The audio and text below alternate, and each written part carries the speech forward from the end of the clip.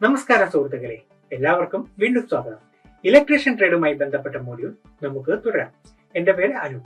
ഞാൻ നിമിക്ക് വേണ്ടി വ്യത്യസ്ത ലോഡുകളിലും പവർ ഘടകങ്ങളിലും സിംഗിൾ ഫേസ് ട്രാൻസ്ഫോമറിന്റെ വോൾട്ടേജ് നിയന്ത്രണം നിർണ്ണയിക്കുക എന്ന ഈ പരിശീലന പാഠത്തിലൂടെ നിങ്ങൾക്ക് വേണ്ട മാർഗനിർദ്ദേശങ്ങൾ നൽകാൻ പോവുകയാണ്. നമ്മൾ എല്ലാവരും നമ്മുടെ പ്രദേശങ്ങൾക്ക് ചുറ്റുമുള്ള ട്രാൻസ്ഫോമറുകൾ കണ്ടിട്ടുണ്ട്.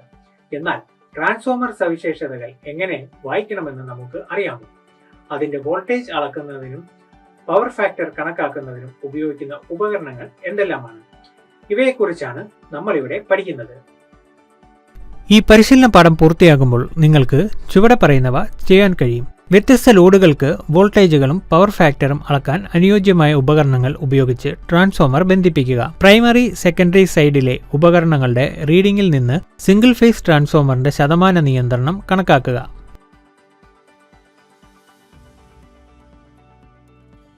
ശരിയായ വസ്ത്രം, കണ്ണടകൾ, കയ്യുറകൾ, ബൂട്ടുകൾ എന്നിവ ധരിച്ച് സുരക്ഷ ഉറപ്പാക്കുക. ഈ പരീക്ഷണത്തിന് ആവശ്യമായ ടൂൾസ് അഥവാ ഉപകരണങ്ങൾ ഇനി പറയുന്നവയാണ്. അമ്മീറ്റർ 0 മുതൽ 5 ആംപിയർ വരെയും 0 മുതൽ 10 ആംപിയർ വരെയുമാണ്. വോൾട്ട് മീറ്റർ 0 മുതൽ 300 വോൾട്ട്, 0 മുതൽ 150 വോൾട്ട് വരെ. Power factor meter 0.5 lag lead 250 volt.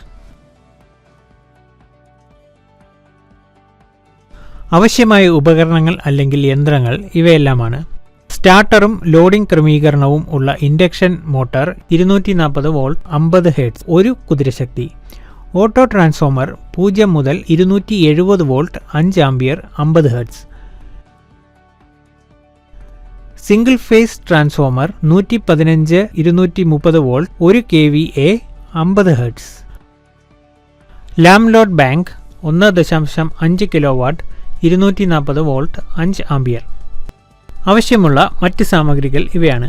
ആവശ്യാനുസരണമുള്ള connecting cable, 40 watts tube light fitting 10 എണ്ണം, DPST സ്വിച്ച് 250 വോൾട്ട് 16 ആംപിയർ 2 എണ്ണം, SPT സ്വിച്ച് 5 ആംപിയർ 2 എണ്ണം. ഫ്രീക്വൻസിയും പവറും മാറ്റാതെ ഒരു സർക്യൂട്ടിൽ നിന്ന് മറ്റൊന്നിലേക്ക് വൈദ്യുതോർജ്ജം കൈമാറുന്ന ഒരു സ്റ്റാറ്റിക് ഇലക്ട്രിക് ഉപകരണമാണ് ട്രാൻസ്ഫോമർ. ഒരു സാധാരണ കാന്തിക ക്ഷേത്രമുള്ള 2 സർക്യൂട്ടുകൾക്കിടയിൽ പരസ്പര പ്രേരണ എന്ന തത്വത്തിലാണ് ട്രാൻസ്ഫോമർ പ്രവർത്തിക്കുന്നത്. ഒരു ട്രാൻസ്ഫോമറിൽ പ്രൈമറി, സെക്കൻഡറി വൈൻഡിങ്ങുകൾ എന്ന് വിളിക്കപ്പെടുന്ന 2 സ്റ്റേഷനറി വൈൻഡിങ്ങുകൾ അടങ്ങിയിരിക്കുന്നു.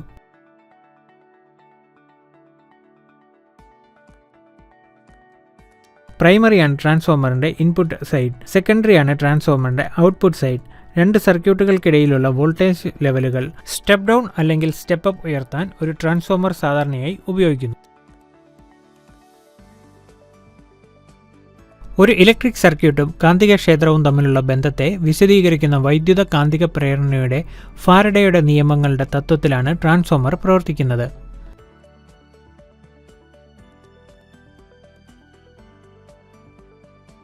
ഈ നിയമം മിക്ക ഇലക്ട്രിക്കൽ മോട്ടോറുകൾ, ജനറേറ്ററുകൾ, ട്രാൻസ്ഫോമറുകൾ, ഇൻഡക്ടറുകൾ മുതലായവയുടെ അടിസ്ഥാന പ്രവർത്തന തത്വമാണ്. അത് ഇങ്ങനെ പറയുന്നു: ഒരു ചാലകത്തെ വ്യത്യാസപ്പെടുന്ന ഒരു കാന്തിക മണ്ഡലത്തിൽ സ്ഥാപിക്കുമ്പോഴെല്ലാം ചാലകത്തിലുടനീളം ഒരു EMF പ്രചോദിപ്പിക്കപ്പെടുന്നു. ഇൻഡ്യൂസ്ഡ് EMF എന്ന് വിളിക്കപ്പെടുന്നു. കൂടാതെ ചാലകം ഒരു ക്ലോസ്ഡ് സർക്യൂട്ട് ആണെങ്കിൽ പ്രേരിതമായ കറണ്ട് അതിലൂടെ ഒഴുകുകയും ചെയ്യുന്നു. കൂടാതെ ഫാരഡെയുടെ വൈദ്യുത കാന്തിക പ്രേരണയുടെ 2ാം നിയമം പ്രസ്താവിക്കുന്നത് ഇൻഡ്യൂസ്ഡ് വോൾട്ടേജിന്റെ അളവ് കോയിലിലെ ഫ്ലെക്സ് ലിങ്കേജുകളുടെ മാറ്റത്തിന്റെ നിരക്കിന് നേരിട്ട് ആനുപാതികമാണ് എന്നാണ്. ഫാരഡെയുടെ വൈദ്യുത കാന്തിക പ്രേരണ നിയമം അനുസരിച്ച് ട്രാൻസ്ഫോമറിന്റെ പ്രൈമറി വൈൻഡിങ്ങിലേക്ക് AC വിതരണം ചെയ്യുമ്പോൾ ട്രാൻസ്ഫോമറിന്റെ ക്യാബിൽ ആൾട്ടർനേറ്റിംഗ് മാഗ്നറ്റിക് ഫ്ലക്സ് സജ്ജീകരിക്കുന്നു. ഇത് സെക്കൻഡറി വൈൻഡിങ്ങുകളെ ബന്ധിപ്പിക്കുന്നു. കാന്തിക പ്രവാഹത്തിലെ ഈ മാറ്റം സെക്കൻഡറി കോയിലിന്റെ ഒരു EMFനെ പ്രേരിപ്പിക്കുന്നു. ഒരു ലോഡ് സെക്കൻഡറി കോയിലുമായി ബന്ധിപ്പിക്കുമ്പോൾ ഒരു AC കറണ്ട് സർക്യൂട്ടിലൂടെ ഒഴുകാൻ തുടങ്ങുന്നു. ഇവിടെ ട്രാൻസ്ഫോമറുമായി ബന്ധിപ്പിച്ചിരിക്കുന്ന ലോഡ് ഒരു വിളക്കാണ്. സെക്കൻഡറി കോയിലിലൂടെ ഒരു AC കറണ്ട് ഒഴുകുമ്പോൾ അത് തെളിയുന്നു.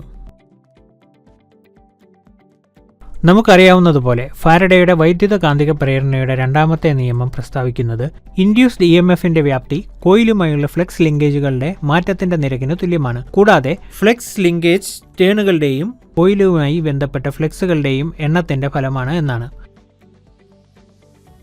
ഈ നിയമത്തിന്റെ തത്വം ഉപയോഗിച്ച് സെക്കൻഡറി വൈൻഡിങ്ങിന്റെ ടേണുകളുടെ എണ്ണം അനുസരിച്ച് ട്രാൻസ്ഫോമറിന്റെ ഔട്ട്പുട്ട് പടിപടിയായി ഉയർത്തുകയോ താഴേക്കിറക്കുകയോ ചെയ്യാം.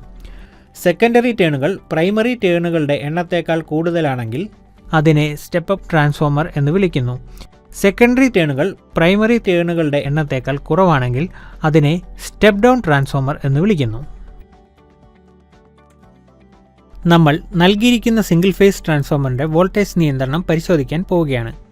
എന്താണ് വോൾട്ടേജ് റെഗുലേഷൻ? വോൾട്ടേജ് റെഗുലേഷൻ എന്നത് ഒരു ട്രാൻസ്ഫോമറിന് എത്ര നന്നായി പ്രവർത്തിക്കാൻ കഴിയും എന്നതിൻ്റെ അളവാണ്. വേരിയബിൾ ലോഡുകൾക്ക് സ്ഥിരമായ വോൾട്ടേജ് നൽകാനുള്ള ട്രാൻസ്ഫോമറിന്റെ കഴിവ് ഇത് നിർണ്ണയിക്കുന്നു. സാധാരണയായി ഒരു ട്രാൻസ്ഫോമർ അതിൻ്റെ പൂർണ്ണമായി ലോഡ് ചെയ്ത അവസ്ഥയേക്കാൾ ഒരു ലോഡ് അവസ്ഥയിൽ ഉയർന്ന ഔട്ട്പുട്ട് വോൾട്ടേജ് നൽകുന്നു. കാരണം ലോഡ് ചെയ്ത അവസ്ഥയിൽ ഒരു ട്രാൻസ്ഫോമറിന്റെ ഔട്ട്പുട്ട് വോൾട്ടേജ് ചെറുതായി കുറയുന്നു. വോൾട്ടേജിന്റെ വ്യതിയാനം ലോഡിന്റെയും അതിൻ്റെ ശക്തി ഘടകത്തെയും ആശ്രയിച്ചിരിക്കുന്നു.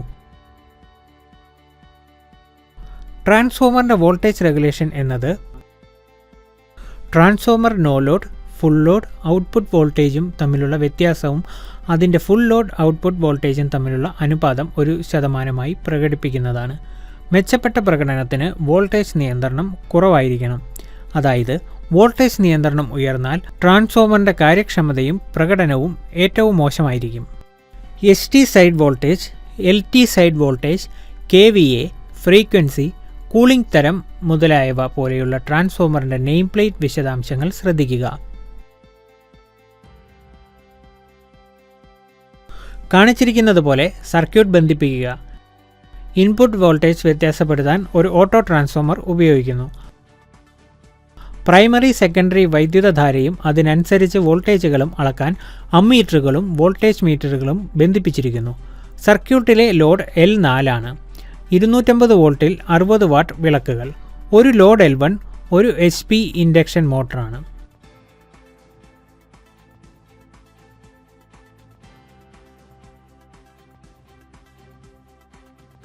വ്യത്യസ്ത ലോഡുകളെ ബന്ധിപ്പിച്ച് വോൾട്ടുകളിൽ സെക്കൻഡറി ടെർമിനലിലെ വോൾട്ടേജിൻ്റെ റീഡിങ്ങുകൾ എടുക്കുക. ഒരു ലോഡും കൂടാതെ വോൾട്ടേജ് VO പട്ടികയിൽ രേഖപ്പെടുത്തുന്നു.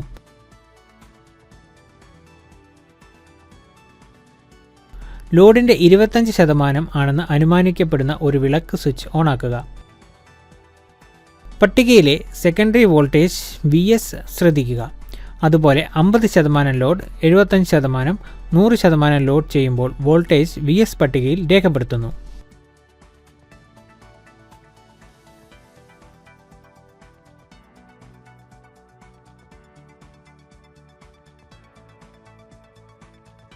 സെക്കൻഡറി ടെർമിനൽ വോൾട്ടേജ് കൊണ്ട് ഹരിച്ച വോൾട്ടേജിൻ്റെ മാറ്റം 100 കൊണ്ട് ഗുണിച്ച് നിയന്ത്രണത്തിൻ്റെ ശതമാനം കണക്കാക്കുക.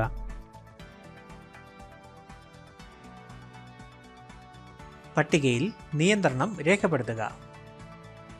L1 ലോഡുകൾ മിക്സ് ചെയ്തുകൊണ്ട് ലോഡ് മാറ്റുക. ക്രമേണ മിക്സഡ് ലോഡ് വർദ്ധിപ്പിക്കുകയും സെക്കൻഡറി ടെർമിനൽ വോൾട്ടേജും പവർ ഫാക്ടറും അളക്കുകയും ചെയ്യുക. അവ പട്ടികയിൽ രേഖപ്പെടുത്തുക. പവർ ഫാക്ടർ മീറ്ററിൽ നിന്ന് പവർ ഫാക്ടർ മൂല്യങ്ങൾ വായിച്ച് രേഖപ്പെടുത്തുക. രേഖപ്പെടുത്തിയ മൂല്യങ്ങൾക്കുള്ള വോൾട്ടേജ് നിയന്ത്രണം കണക്കാക്കുക.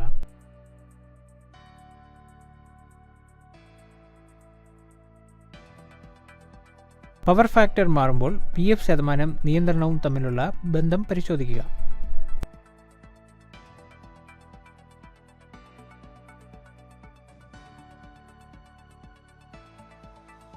ഇത് വ്യത്യസ്ത ലോഡുകളിലും പവർ ഘടകങ്ങളിലും സിംഗിൾ ഫേസ് ട്രാൻസ്ഫോമറിന്റെ വോൾട്ടേജ് നിയന്ത്രണം നിർണ്ണയിക്കുന്നതിനുള്ള പരിശീലന പാഠം അവസാനിക്കുന്നു. ഞാൻ പ്രതീക്ഷിക്കുന്നത് ഈ പരിശീലന പാഠത്തിൽ നിങ്ങൾ ചുവടെ പറയുന്ന കാര്യങ്ങൾ പഠിച്ചുവെന്നാണ്. ലോഡും പവർ ഫാക്ടറും അളക്കാൻ അനുയോജ്യമായ ഉപകരണങ്ങളെ ട്രാൻസ്ഫോമറുമായി ബന്ധിപ്പിക്കുക. പ്രൈമറി സെക്കൻഡറി സൈഡുകളിലെ ഉപകരണങ്ങളുടെ റീഡിംഗിൽ നിന്ന് ഒരു സിംഗിൾ ഫേസ് ട്രാൻസ്ഫോമറിന്റെ നിയന്ത്രണം കണക്കാക്കുക. കണ്ടതിന് നന്ദി. എല്ലാവരെയും അടുത്ത സെഷനിൽ വീണ്ടും കാണാം.